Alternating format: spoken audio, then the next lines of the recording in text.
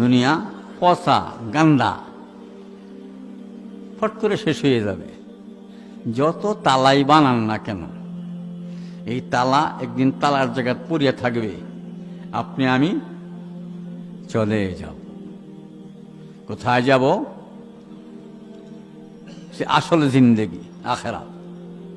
আখেরাতের ঠিকানা কয়টা? দুইটা।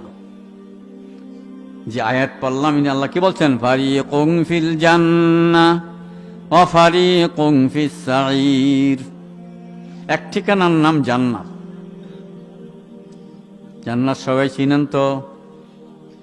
চির সুখের স্থান। চির সুখের স্থানের নাম কি? জান্নাত।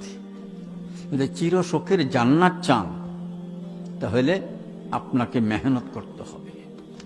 আল্লাহ পাক দুনিয়া পাঠাইছেন কামাই করিয়া, মেহনত করিয়া জান্নাত কামাই করে নেওয়ার জন্য।